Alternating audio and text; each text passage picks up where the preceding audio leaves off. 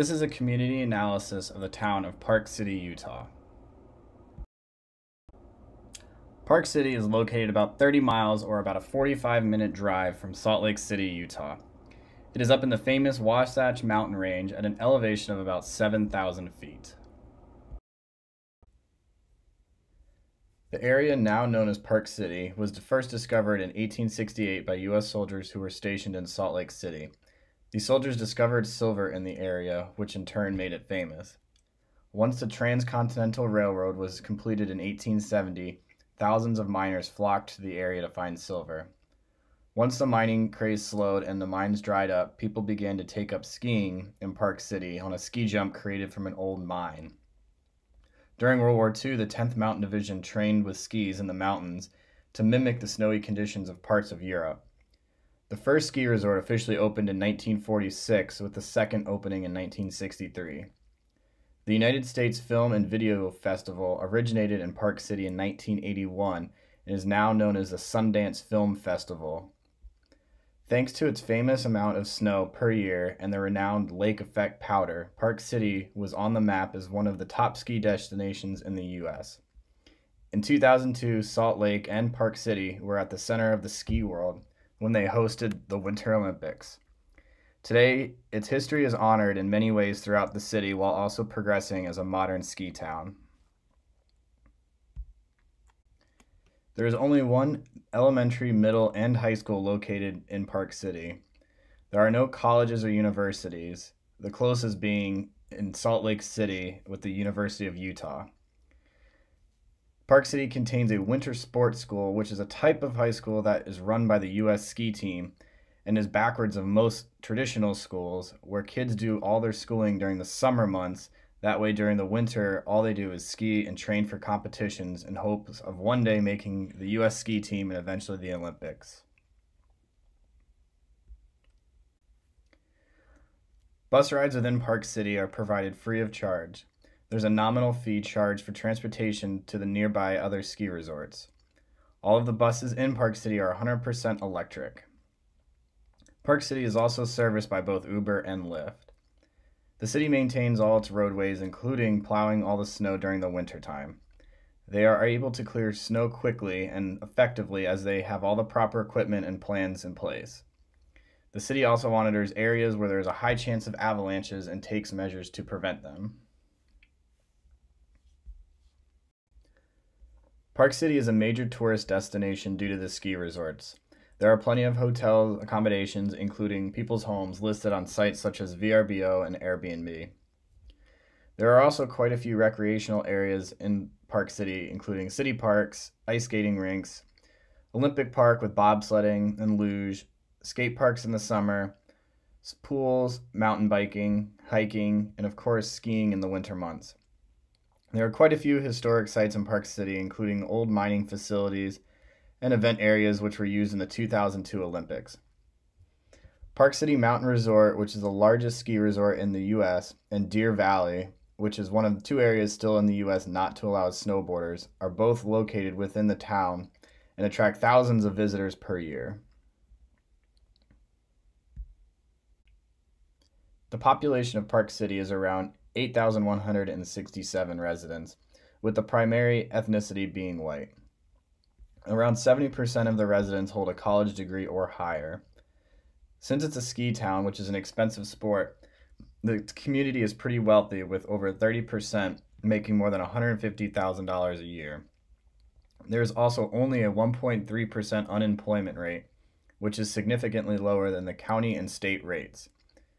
Many of the properties in Park Cities are vacation homes or second homes. The leading cause of death in Park City is heart disease, followed by cancer, unintentional injuries, and strokes. The top communicable disease is chlamydia, followed by hep C, gonorrhea, and the flu. All of these issues are not just a problem in Park City, but are also common across the whole country. As previously stated, Park City is a pretty wealthy area, and with wealth, people tend to take care of themselves a little bit more, including eating healthier and working out. There are many running trails and also bike lanes all throughout the city. Like all cities, though, there are people who have unhealthy tendencies such as smoking, drinking, and eating unhealthy. Park City Hospital is a full-service, not-for-profit hospital operated by Intermountain Health. It has multiple specialties along with a full-service emergency department. It provides hospital care as well as post-discharge information and assistance, as long as rehab programs. The University of Utah Health Center is operated by the university and allows medical students hands-on training. Snow Creek Medical Center and Wasatch Pediatric provide primary care options for the residents of Park City. There are many walk-in clinics throughout Park City which provide basic care for things such as simple injuries, common cold symptoms, and altitude sickness. An issue Park City has is there are no long-term assisted living options for the elderly. They would have to go to nearby towns for this type of care. 3 objectives from the Healthy People 2020 which apply to this particular community are 1. Improving cardiovascular health and quality of life through prevention, detection, and treatment of risk factors for heart attack and stroke. Early identification and treatment of heart attacks and strokes, and prevention of repeat events.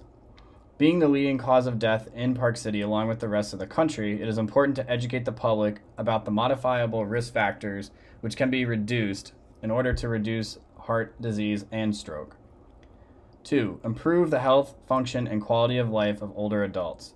Seeing as there are no assisted living facilities located within the city, it is even more important to keep the older population healthy so that they do not require assistance as they get older.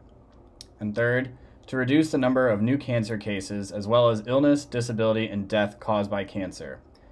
This is the 2nd leading cause of death in Park City and is important to educate the public about the disease. There is a centrally located police department in Park City which is responsible for maintaining the peace.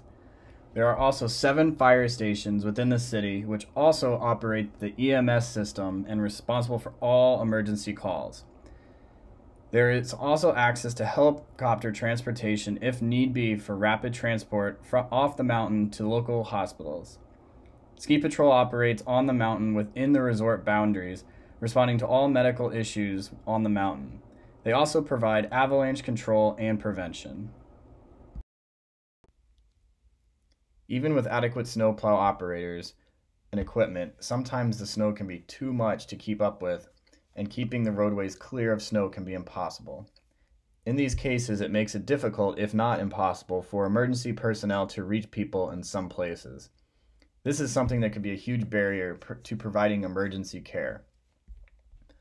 Avalanche control is something that is assessed and monitored every day when there's snow on the ground.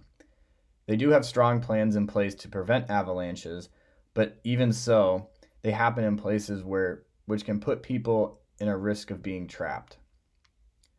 While there is a strong presence of ski patrol to monitor and mitigate avalanches in ski resorts, there are people who will go outside the ski areas to either ski, snowboard, or snowmobile. This presents a great danger as avalanches are more common in these areas which are not patrolled. They also do not have fast response times for emergency personnel, which decreases the chance of survival if an emergency does arise. Education to the public is the most important thing that can be done to prevent this issue. The government of Park City is run by the mayor and the city council. All are elected officials and have limited terms.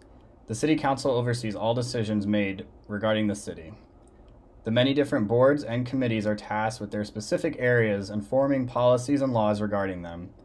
Eventually, all of these potential policies and laws will be sent up and approved or disapproved by the city manager and the council. The city council meetings and special hearings are available for the public to attend. In addition, the information discussed is also available online afterwards. The city council and the mayor also hold many informational question and answer sessions at different places throughout the city. Being a fairly small city, these members are also very accessible and involved within the community. An issue which the city has been dealing with as an ever-growing community is keeping vacant land vacant. With more and more people flocking to the area, developers want to build condos and apartments wherever possible. The local government has been dealing with keeping this land vacant and historic, which is extremely important to the citizens of Park City. Heart disease is the #1 cause of death in Park City. Many people are predisposed to getting heart disease, but there are also many risk factors that can be decreased by modifying lifestyle changes. Providing education of these modifiable changes is extremely important to improve mortality of the disease. Smoking is another issue which the city needs to improve on. Besides it being something that can increase risk of death from heart disease, it also disposes people to other health issues such as lung problems. With the older population increasing, there is an ever-growing need to have some type of long-term care or assisted living facility available within the city. This group of people are more prone to having chronic issues which require more assistance with their everyday needs.